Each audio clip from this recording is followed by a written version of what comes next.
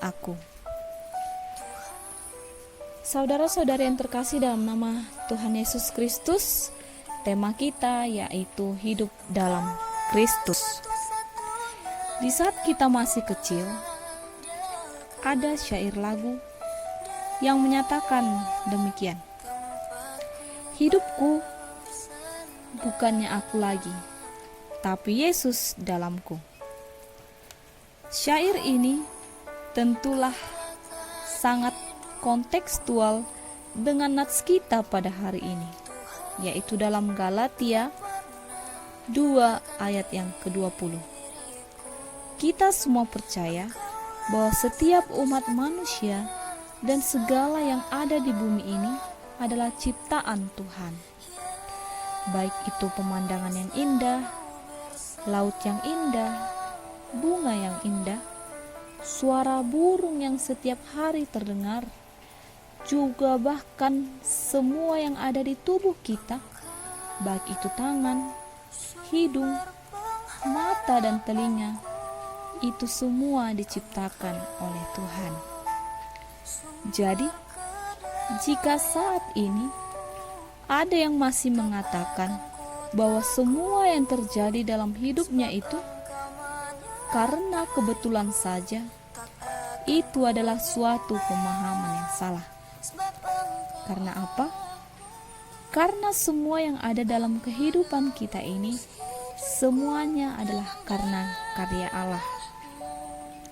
Untuk itu, apa sebenarnya yang ingin Tuhan harapkan dari hidup kita? Lalu, apakah yang sudah kita lakukan? Dan apakah yang seharusnya kita lakukan dalam kehidupan kita? Tentu saja pertanyaan-pertanyaan ini terbayang dalam pikiran kita di saat kita membaca nats ini. Kitab Galatia ini adalah salah satu kitab yang dituliskan oleh Paulus dengan tujuan untuk menolong orang-orang yang disesatkan oleh ajaran-ajaran palsu. Dalam Galatia 2 ayat 20, Paulus tidak sedang membicarakan Injil sebagai sesuatu yang abstrak yang berdiri sendiri, melainkan teks ini merupakan respon terhadap situasi yang konkret di tengah-tengah jemaat, di mana ada gaya hidup tertentu yang tidak sesuai dengan Injil Yesus Kristus. Paulus menegaskan bahwa ia sudah mati terhadap Taurat, namun dia percaya bahwa Taurat tidak serta-merta menjadikan dia benar. Maka hanya ada satu cara yang dia yakini, yaitu percaya kepada Yesus. Sehingga dalam Galatia 2 ayat 20 ini, yang ingin ditekankan kepada kita adalah bagaimana seharusnya tanggung jawab kita untuk hidup seperti Dia hidup. Tentu saja ini sangat sulit untuk diterima. Tetapi sebagai orang yang percaya, kita harus hidup sesuai dengan panggilan yang melaluinya kita telah dipanggil. Kita dapat lihat dalam Efesus 4 ayat 1, sebab itu aku menasehatkan kepada kamu, aku orang yang dipenjarakan karena Tuhan, supaya hidupmu sebagai orang-orang yang telah dipanggil berpadanan dengan panggilan itu. Jadi dengan ini terbukti alasannya adalah karena seluruh yang kita miliki ini adalah milik Tuhan, termasuk diri kita. Dan karena itu, maka perlulah kita sebagai umat yang mengaku mengenal Kristus dalam menjalani suatu kehidupan kehambaan yang bertanggung jawab. Lalu, bagaimana tanggung jawab hidup sebagai anak Allah itu?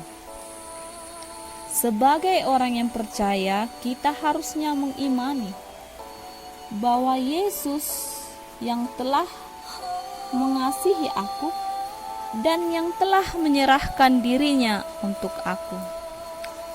Hal ini tentunya dapat kita lakukan dengan merasa bahwa hidup kita ini sebagai anak Allah haruslah berpusat pada Kristus. Maksudnya adalah kita harus mampu menyerahkan secara penuh kehidupan kita untuk hidup di dalam kebenaran yang Allah terapkan. Hal ini dilakukan untuk apa? Tentu saja karena kita telah merasa bahwa hidup kita bukan lagi milik kita, tetapi milik Tuhan Yesus. Sehingga jika kita sudah merasa bahwa hidup kita adalah milik Tuhan sepenuhnya, maka kita akan dengan mudah menyerahkan hidup kita, walaupun itu yang paling berharga sekalipun dalam hidup kita. Tentunya hal ini menjadi suatu hal yang sulit. Bagaimana kita harus meninggalkan atau melepaskan sesuatu yang berharga bagi kita. Saudara yang dikasihi dalam nama Tuhan Yesus Kristus, pertanyaan itu akan terasa mudah jika Kristus yang hidup di dalam diri kita.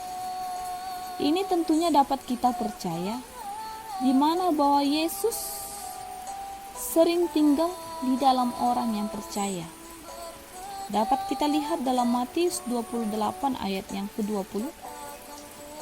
Dan ajarlah mereka melakukan segala sesuatu yang telah kuperintahkan kepadamu. Dan ketahuilah, aku menyertai kamu sampai kepada akhir zaman.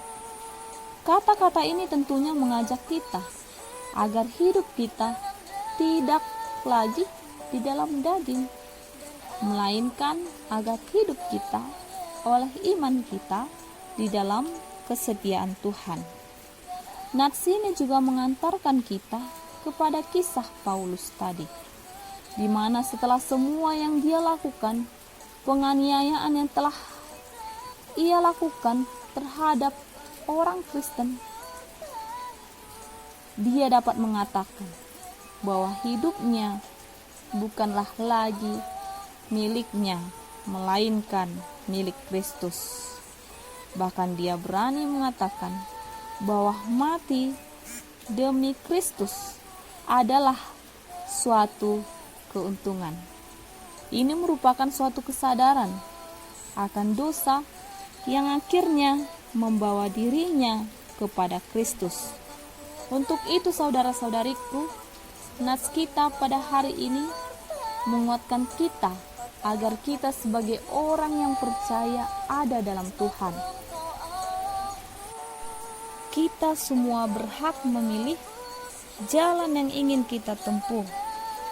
Namun, sebagai orang yang percaya, yang mengenal Kristus, tentunya harus menghidupi Kristus dalam kehidupan kita.